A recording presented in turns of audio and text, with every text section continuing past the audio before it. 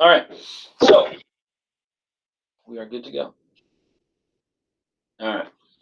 So if you have never used Pear Deck before, welcome. If you have used Pear Deck before, which I'm sure probably a lot of you have in some capacity or seen it in a training or something, that's awesome, and hopefully can shed some light on why I think it's a great tool for online learning. Just in case you weren't aware, our district does pay for everybody in the district, every teacher, to have the premium access, premium features. Pear Deck's extending that right now, anyways, for all teachers. But we've paid for that for a couple years now, and it's a tool that we really love here. So hopefully, I can share a couple things maybe you didn't know or that are new, or some ways to use it differently. All right, so this will pretty much be exclusively on Pear Deck. Before I get started, I missed this one on the last webinar, but I try to give an expectation versus reality something, because this is how I feel about this whole online e-learning, distance learning thing, that the expectation, we're getting really hyped and everything, and then the reality is going to hit when kids ask us, 4,000 questions. My email has been nuts this week, and I appreciate all the questions. Keep bringing them. Don't read that the wrong way, but the reality is it's kind of a messy process. So using tools that kids are familiar with, like Pear Deck, can help make that expectation a little bit clearer for kids. One more thing before I jump into Google Slides and Pear Deck. The Inhouse website has been amazingly updated with all types of resources for parents, for kids, for you. So if you just go to the main page, right here on the front, you'll see a coronavirus link and a bunch of things to help out parents and families. And this is being updated relentlessly all the time until we feel like we have all the information out there. So it probably will never be done. Everybody at the district office is playing a hand in this, so I really commend those people. I actually haven't contributed too much to it, so I can't even take credit for it. In the for staff only, if you go in there, you're going to see some resources that our curriculum team have put together, some resources our tech team have put together, and then some other things that our communication department has been working on. So you can see some resources here, but if you also click on this link, you'll go into a page with more stuff. All right, and again, if it's not on there and you think it should be, reach out to somebody at the district office well, or reach out to me, and we'll make sure we try to add whatever documentation we can. All right, so just so you know, it's out there. All right, so the first thing I'm going to do, I'm just going to do a quick dive into what Pear Deck looks like and what it means and what it all is, and then we're going to get into how remote learning works with Pear Deck. So the first thing I would do, if I was just going to make a brand new Pear Deck, I would just open a brand new Google Slides presentation. So you can do that a million ways, but I like the shortcut slide.new or slides.new. I like slide.new because I don't have to type the extra S, Slides.new, that's an extra letter. I don't want to do that. And I'm actually not going to do anything with these themes. I'm not even going to change. I'm not going to do anything with this. I'm just going to instantly click on my Pear Deck add-on. And if you don't have that, that link, that extensions, apps, and websites doc that's in your little links down there, there's a link to it, or you can just search for it. You'll find it. All right, so I'm going to click on the little Pear Deck guy. I love the little icon. It's so cute. Cute little pear. I actually have stickers for Pear Deck too. So, if you're like, I love Pear Deck, I want a sticker, reach out. I'll send you one. Well, I can't send it in the pony, but I'll get you one somehow. So the first thing I'm going to do is just explore some templates because I'm not comfortable with this. I don't really know what I'm doing. So Pear Deck will open up a little sidebar for you to start customizing your content, basically. All right, so I'm going to go through template library, and I'm going to find something that I was looking for. I was looking for something about SEL because I'm really worried about my clientele maybe for the upcoming weeks, right? And then I can just go through and I can find any slide that I think would be relatable to my students. It will tell you how they would answer below here, and I'll show you that in just a minute. But this is in the most basic regard how you can get going on Pear Deck. So if I just click on this, it's going to put a slide in for me. Maybe, right? And the important thing about Pear Deck is that you don't mess with this bar at the bottom. That's pretty much that's how their whole program works. But you could edit this, right? Because it says regarding topics. So you probably wouldn't want to leave that for students, right? But this is just a write your own response. So if you like this graphic and you didn't want this at all, you could just say like, explain to me or tell me something great that happened today, right? And that's it. And then they would be able to write their response when we present the Pear Deck, right? So these are really great because you can change all the words you can kind of customize the templates to what you like. But let's say you wanted to kind of make something from scratch, right? So let's say I'm going to make a new slide. And let's say I want it to be drag the house icon to the word or to something, right? To the person. Okay, so I would create whatever question I wanted to make. That's a horrible question, but it doesn't really matter, right? I would create whatever question I wanted to make. Okay, I'm going to go back here to the home page of the sidebar. And then I'm going to choose what I want the kids to do. So you can have them answer with text. You can give them a multiple choice question. You can give them a question where they'd answer with a number. This will send them to a website so they can just look at a website. This will allow them to draw on a slide or write text on a slide or underline things or highlight things. And then draggable tool is what I'm going to use because I wanted to drag, right? So I'm going to click on draggable, and then it's going to give me the preferences for what I want to drag. So right now it's a dot, it's a red dot, and it's that big. All right, so I want it to be a little bit smaller. And I don't want it to be red. Let's say I want it to be green. And I don't want a dot, I want a house. Hopefully they have a house. I don't know if they do. Oh, that looks kind of like a house. Oh, it is a house. All right, so I can change the icon. And then I can add, I think, up to 4. All right, and they don't all have to be houses.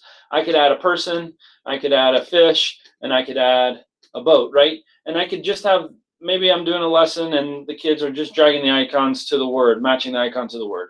I don't know. I was a high school math teacher, so it's really a stretch for me to think of anything other than math examples ever. So if I update my slide here, right, now I have, you're not going to see the icons here because we're not actually completing this question, but you will see the icons down here. And when you actually complete this question, the icons will be on the screen and the kids can drag them around. Okay, so let's say I'm like, okay, that's good. And now I want to make another slide. Maybe I want to ask them, how many siblings do you have? Okay. All right, and then I'm going to make that a number answer. Okay. And it's just going to show me that on a student device, they're just going to have a box and they can only put a number in there. And then on the response, when I can actually, if I was using a classroom response projector, that's the graph it's going to show, which is fine. That's all. It's just kind of telling me what it's going to do. And then I'm done. I will warn you, you want to tell them what to do on the slide with the Google Slides tools, right? So I'm typing in just regular Google Slides, right? I don't want to just hit choice and give them 4 answers and not ever type the question anywhere on the screen. And then that's going to be really hard for them to figure out what the multiple choice is for. All right. So those are that's just the real basic Pear Deck. I didn't want to talk completely about all the Pear Deck tools because I felt like a lot of you probably have seen it before. If you're like, I have no idea what you're doing right now and I need more Pear Deck stuff, please tell me, and I would love to like jump on a meet just with you or a couple other people and dive into it more. So that's the first thing. Let me pull up that attachment so we can see some examples of slides. All right, so I'm going to go through these ones at the beginning because this is like a training deck that I use. So here's one that's a good example of how, like, if you were going to start a lesson on asynchronously, of course, you're not going to say find your seat and take out your device, but you can say, you can have 3 directions here, and then the last direction could be something about some question you want to ask, and then they can answer that question, and then they'll be able to go to the next slide. Okay, how was the homework assignment? Let me get to the questions that are about content just to give you some examples. All right, so this one is kind of like an angles type problem for younger kids. You take the icons 1, 2, and 3 and you drag them around onto the walls, okay? This next one is another math example to make a triangle using dots. All right, so you got dots and you have to make a triangle. This one is an example of an article. I know I'm going through these fast, but I want to get to the real meat of this. And you have this link if you want to check these out later, where you can just, you're using the drawing tool and they can just circle on here. And then maybe the next slide would be like you asking a question, right? Here's a use of the icons, you know, with a baseball diamond. You can ask them to graph things because they can draw anywhere, right? So if you wanted them to practice graphing and you wanted to see the work, this is a really easy way to collect the work as well. There are math inequality and equality symbols, so you can use those in expressions and use plus, minus, you know, or addition, subtraction. I'm sorry, come on. I was a math teacher, that's horrible. There's some commas in there, so you can, you know, those are always funny examples, and some other examples as well.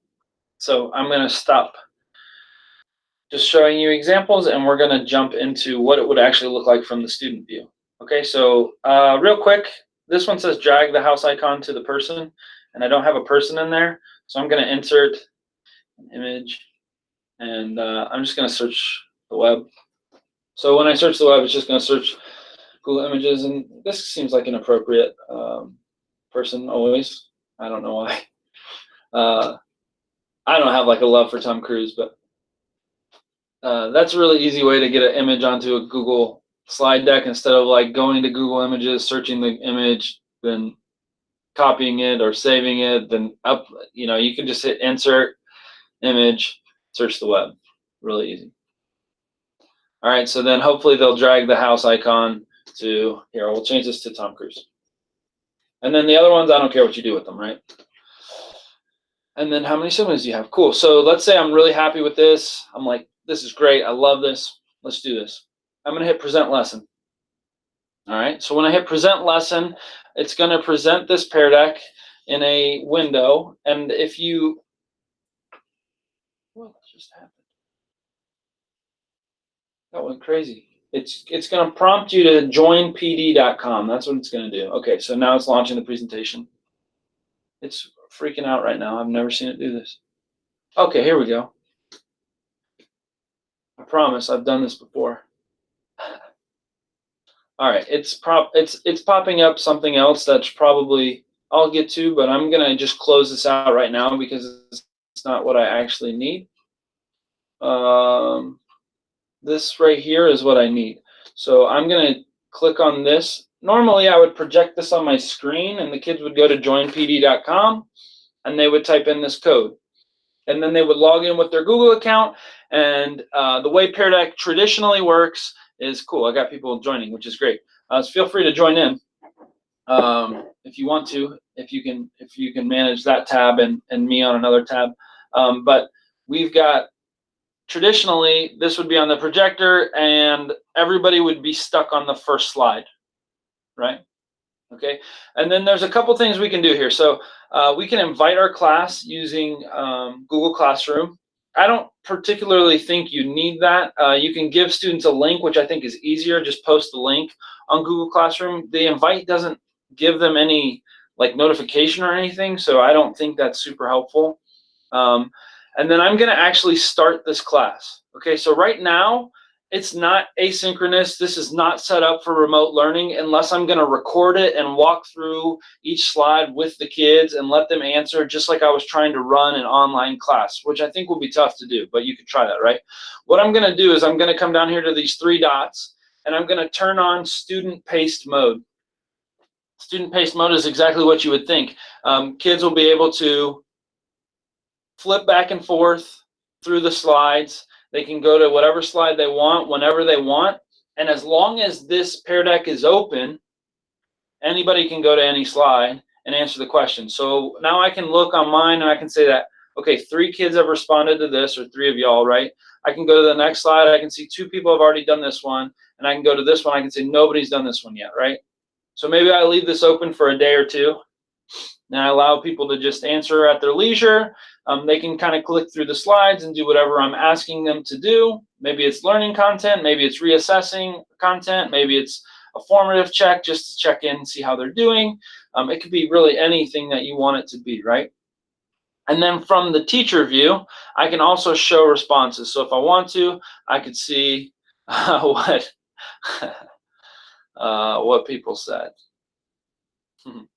So I can see that, right? And then if I go to the next one, I can also see what people have done, which is great. People have dragged the house. Can somebody drag one of the other icons that's not the house? And we'll see what happens here. Are they on there? Oh, there you go. See, now, since you didn't touch them, I couldn't see them. Nobody had dragged them, but now that I can see that you guys, those are there too, right? Okay, cool. Thanks. That was great. That was like synchronous. And then on this one, if I want to show the responses, it shows up as like almost like a box plot, which is a great math teaching opportunity anyways.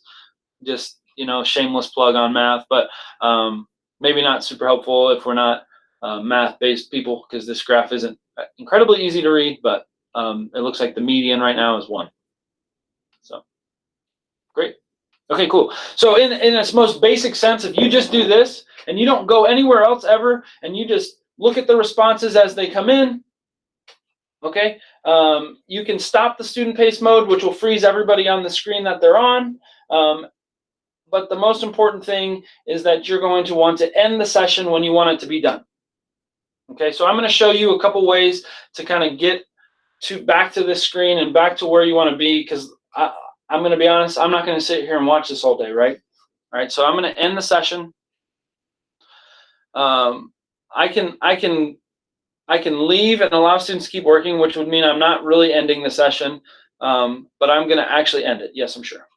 Okay, and then I'm going to write webinar test. All right, I would probably come up with some, if I want to use this a decent amount, I'm going to come up with some naming convention for myself.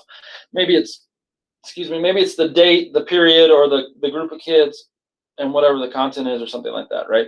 Just come up with some naming convention, because if you don't, you're gonna kick yourself later, because you're gonna have to organize these things digitally, right? Okay, cool. So I'm done. That was it. That wasn't that bad. I just was from Google Slides. I hit present, and then I hit end, and then that was it, which is cool, right? So that in the most basic sense, just turning on that student pace mode is what you need to do. I'm going to check the chat, make sure I didn't screw something up already. Okay, cool.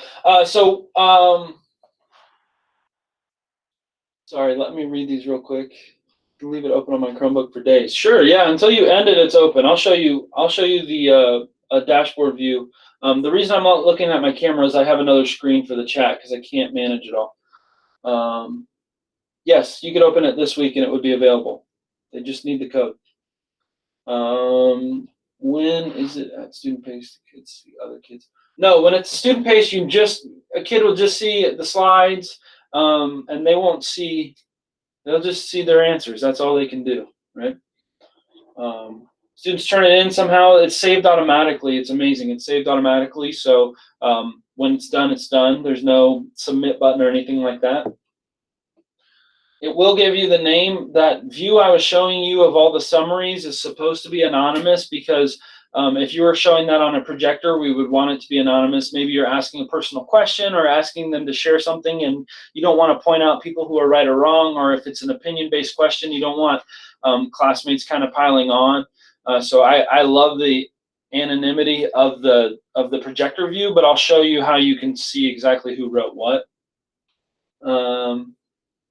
How do you share a Pear Deck presentation with your coworkers? Yeah, so I can just share this slide deck with anybody, right? It's just a slide deck. Like if I close out a Pear Deck, this bar is what's making it an amazing Pear Deck presentation right here. This bar down here, right? If I share this with you, all of that is still built in, right? You can still use it just the same. But you always have to present it from the Pear Deck sidebar. So if you hit present here, you're not doing anything other than just presenting a regular old slideshow. You're not doing anything. You're not using the Pear Deck features. Nobody can sign in or anything like that. To get that, you have to go into the sidebar, and you're going to click the present lesson button right here. That's the easiest way to do it. And just like everything in technology, there's 100 ways to do it, right? So I'm just trying to show you from one screen how you can do it all. And then I'll show you a little bit, I'll dive a little bit deeper with you in a minute. Cool. So my kind of ideas for this, content delivery, if it's a really easy way to like send kids, like you could have a link on there and they could click it and they could watch a video, or you could insert a video right in here from YouTube, right? So you can just search whatever, you can put a YouTube video in here and you can have them like write a reflection or answer a question. It's just a really easy way to give information and get information on one screen. So I really like the idea behind that. If you wanted to, you could kind of mash up like a screen casting plus you going through some slides with Pear Deck and maybe be creative in that way. And then the formative assessment check is great as well. Let's say we reviewed some topic, maybe we reviewed the solar system, and I want kids to kind of just share what they remember about it right now, because that's what I want to talk about, which is great. It's another great way to just kind of collect some feedback from kids. Okay, oh no, I'm gonna jump. I'm sorry, I'm trying to read my notes here. I usually try to do all these webinars just like I write down my notes ahead of time and then I just try to like go off the cuff because it seems more genuine, but I should really look at my notes more. All right, so let's see what we got here. Presenter view of Pear Deck. Okay, so I was showing you the presenter view of Pear Deck. That was when you were seeing the summary and all of that. That was also where I turned on the student view. One thing that a lot of people love about Pear Deck is if you just open any Google Slides presentation. So let's say I wanted to just open any Google Slides presentation, right? It's not already a Pear Deck. You don't have to start from scratch, right? So anything that you have questions on or content. So let's say trying to find something that would actually be like relevant, but I don't have a lot of things like that. So doesn't really matter, does it? Let's go back up to the top here. This was a question. Okay, so let's say I have this. This is for a different thing I was going to show people, but let's say I wanted to make this into a Pear Deck, right? I can just click the back sidebar and I can just add a Pear Deck question to any screen, right? So if this was just a multiple choice and now I just wanted them to answer it using a Pear Deck, if I click on the choice here, it's going to pop up here, and I'm just going to make this A, B, C, and D because the answers were already on the screen. I'm going to update my slide, and now it's a Pear Deck slide. That's it. All right, so I already had the information, I already had the slide created. I just wanted to add in a Pear Deck slide. You could also just insert a new slide in here and modify quickly whatever content you may already have. I know a lot of us don't use Google Slides to teach, but if you had something like that already created, it can be quite helpful.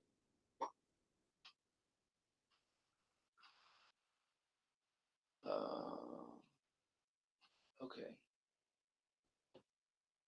So I talked about that, kind of brushed on that. Okay, so everything that I've done so far has been out of Google Slides presentation, right? So I want to show you just some of the background stuff on peardeck.com.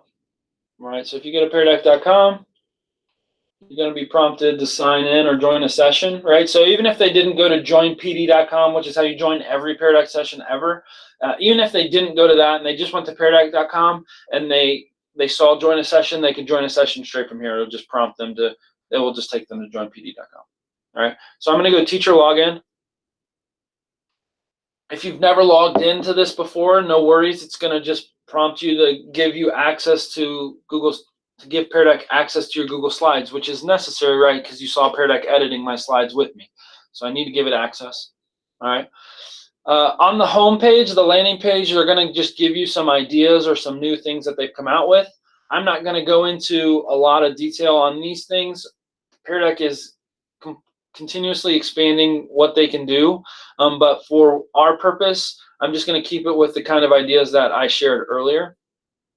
If you went to peardeck.com to start a presentation, if you just scroll down on that homepage a little bit, you can click on any of your slides and you could present straight from here. So if I just click on this, it's going to prompt me in the same way that I clicked that present lesson in my slides.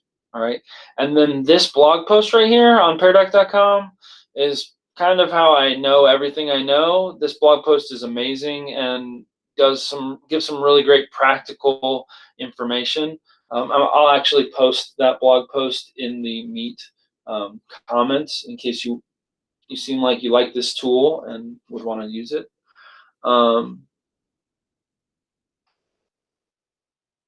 You can have as many sessions open as you want, Sharon. Sharon asked about number of sessions, or you could have them all do it on the same. I'll just show you, and you can kind of make the call on what you think makes more sense for you. All right, so before I get to the sessions tab, which is probably the main thing you're going to use here, I want to show you where the settings are, because there's a few settings that you might want to enable that probably aren't turned on if you don't use this tool a lot. So you should be on a premium account if you sign in with your SWCSD.us login. When you go to my account, your premium, woohoo! I wish my stickers look like that. They're just a plain pair, but that sticker would be so cool. I love stickers, by the way. Completely unrelated. So I'm going to click here and go to settings. All right, here's some settings. Classroom climate. Every time you start a presentation, this will just put a slide in to talk about different things. So you can check. So I'm going to turn this on just so you can see. I can ask for the mood at the beginning of class, and I can ask for feedback at the end of class, or I can just do one or the other. I don't turn these on because they have all those templates. So if I want that, I just put it in at the beginning of my lesson. But if you always want those same slides there, you can turn that on. This is really helpful for our kiddos who need some text-to-speech or things like this. So I'm excited. It's in beta, which means that they're not fully done testing this, but we have access to it because we're premium members. Immersive Reader, if you click on this link, you'll learn more. But basically, a student will see a little icon in the bottom right, and they'll be able to change the width between the letters in the text. It will read it to them. It will slow it down. It's really cool. It's actually Microsoft's tool, but it works on all Pear Decks. I don't really get how that happens because we're not using Microsoft. We're using Chrome, Google everything. But I promise you, it works on all Chromebooks. I would turn that on pretty much always, unless I had some weird reason I didn't want kids to get to use that. But they could probably use it with a different tool, but it's built into Pear Deck, which I think is dynamite. Google Classroom, like I said, the Google Classroom inviting thing, I think, is a little bit lost on me. The only advantage to the Google Classroom inviting, let me show you real quick, is when you invite them, they'll get this little link. When they go to joinpd.com, they'll see this, right? It'll give them the name of it and who invited them.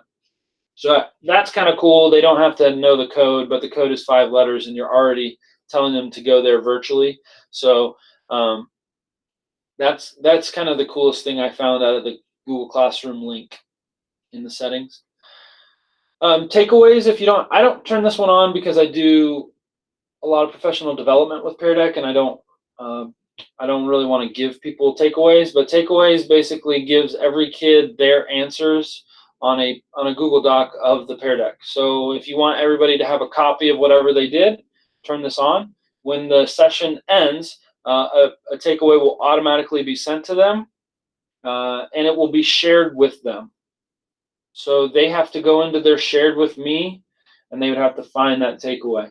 I've noticed that's a big issue for kids because they get an email about it, but it's in their shared with me. It's not in their drive.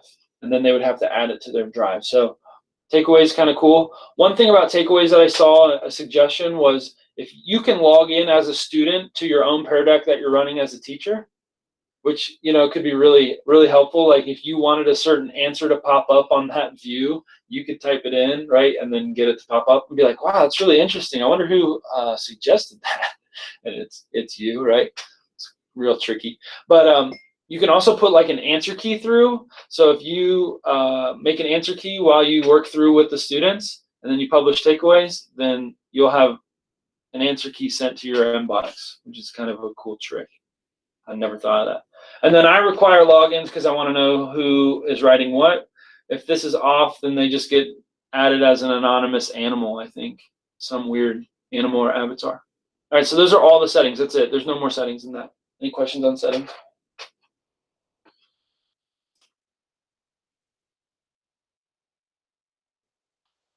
Nice. Kimberly, that's a great idea. I'm going to share that just in case people aren't looking at the chat. She said that she makes them turn in their takeaways onto Google Classroom for credit so that everybody knows where it is, they can find it, and then they also are accountable for turning it in. So I think helping kids organize digitally is going to be it was already extremely challenging when I was a teacher, and now even more so, right? So anything we can do to help them organize digitally will be helpful. And it helps if we're organized digitally as well. Okay. So that was it for settings. Once you can usually set those and forget those. I'm going to turn, okay, those are good. Those are the way I want them. Next, I'm going to go over to the Sessions tab right here. I'm just going to kind of talk about that real quick. Archived is all your old sessions. So if you've ever done a Pear Deck ever, under your account, you'll see archived, right?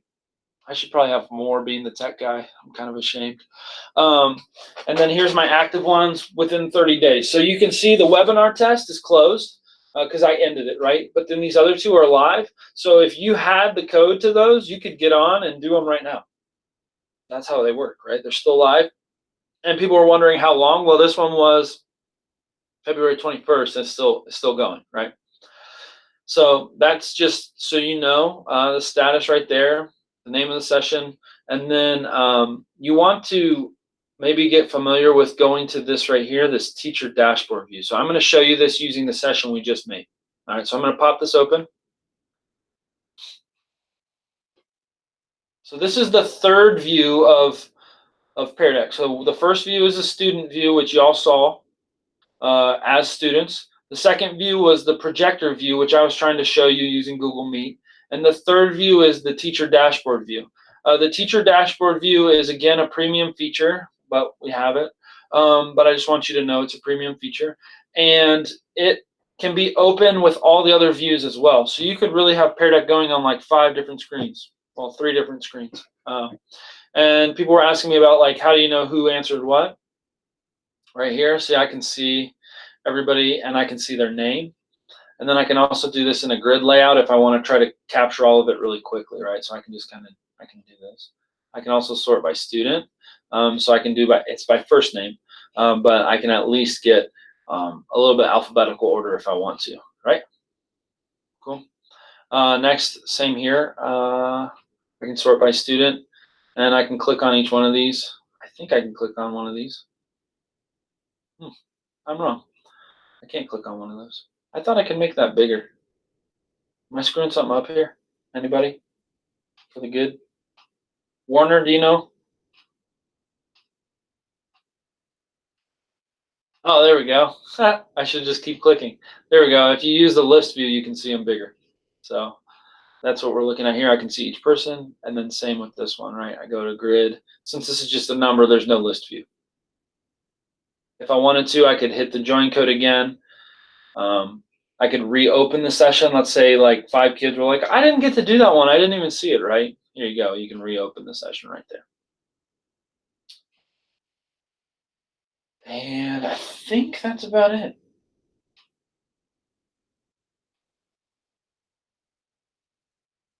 Yeah. That's all I've got. I ended 20 minutes early on this one. Does anybody have any other questions? I hope it's helpful. If it's not helpful, will you please fill out the feedback on Google Meet? It's right down here. If you don't think it'll be useful for kids, please let me know. There's no way to evaluate these tools just by my own brain, right? How the kids would get into the presentation. Sure. So once you start a presentation, so let's say I hit present lesson here.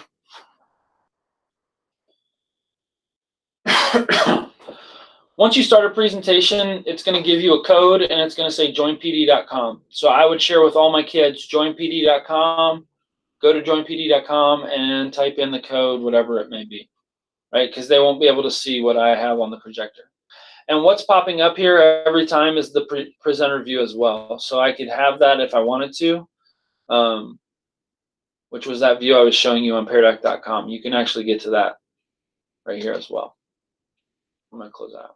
So this is what I would share with kids. I'd say go to joinpd.com, type in ZFYBA. That's it. You can also do this, give students a link. And then you just copy that link to your Google Classroom or to email, however you're going to communicate with your students. And then alternatively, if you invite them, they still have to get to joinpd.com. They would just see the little, they'd see your session they could click on. That's it.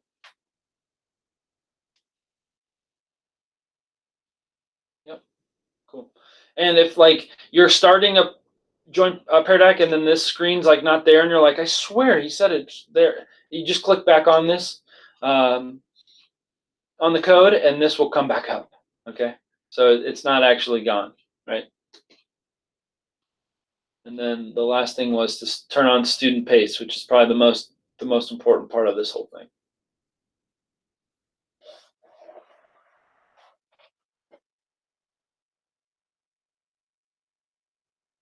Suzanne asked about multiple tabs open in my Chromebook, for different courses.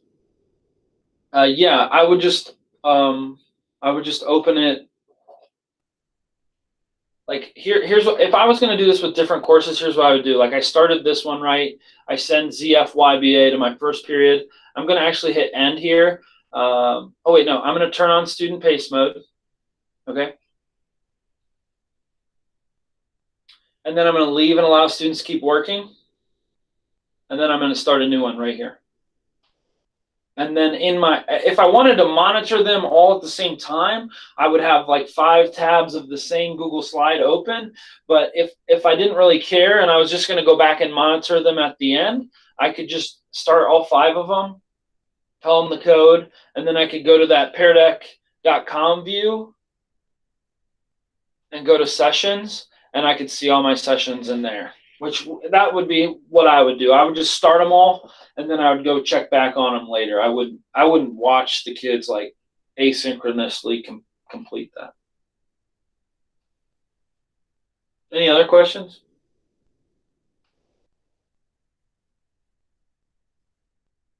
Good deal. Again, the feedback is in the details of the Google Meet. So if you could fill that out for me, I'll hang around here for a little bit on the Google Meet, but I'm just going to turn off my mic and my camera. But I'll be on here. If you have questions, let me know. Thanks, y'all.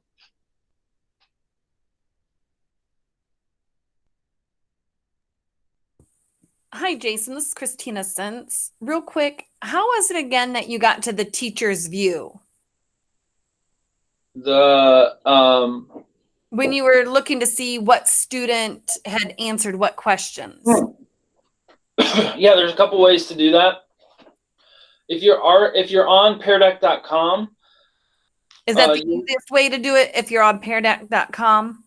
To me, this is the easiest way because I'm gonna just start one of these and then I'm gonna close out of the tab, right? Like I'm not gonna hang out and watch kids. So then if I go to peardeck.com and go to sessions, it's the one that has the 3 little boxes. That's the teacher dashboard view. Okay. If I'm in a session, so let me show you real quick. If I'm in a session, it doesn't matter which one you do. Down in the toolbar, it will give you the option for it.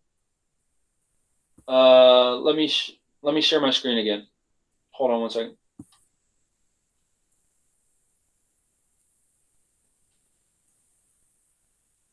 So if I'm in a presentation and I'm already in student pace and everything, if I click the 3 dots, I can open the dashboard in a new window. That's what I was using. If you're already in it, that's the easiest way. But if you're not already in your presentation, then go to the peardeck.com and click on sessions. You can find all your information there. Okay, perfect. Thank you. No problem. Jason, I have another question while you have your screen shared there. Yeah. So back on the actual like slide presentation, just because it's less clicking through, but you have on your toolbar, like the actual Pear Deck icon, instead of going into add-ons, going into Pear Deck. How did you get that on there? This guy?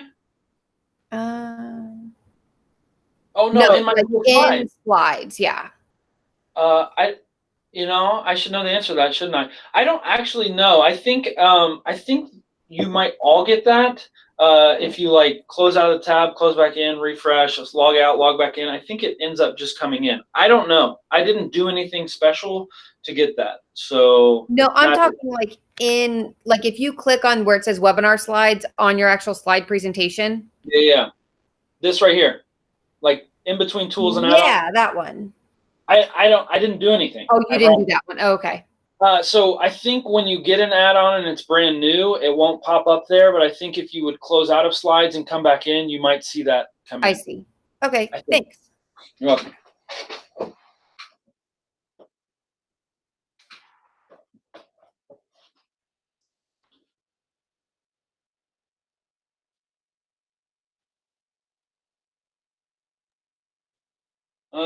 Susanna, are you still there? They can draw on the slide. So a drawing one gives them a toolbar with a bunch of colors, and then it also gives them the option to type in text. So if you do a drawing slide,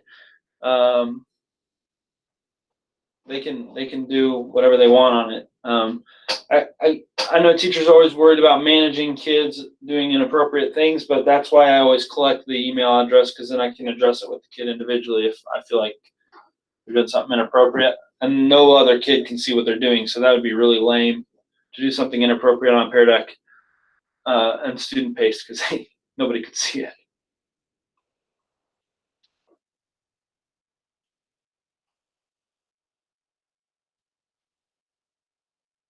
Cool. Anything else?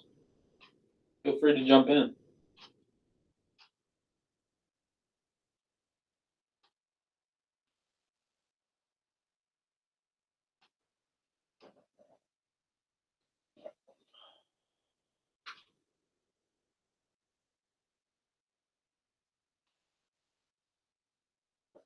All right, I'm going to jump off of here, but I appreciate the feedback, the immediate feedback. And if you need Pear Deck help, please reach out, because I'd love to do a Google Meet with you anyways.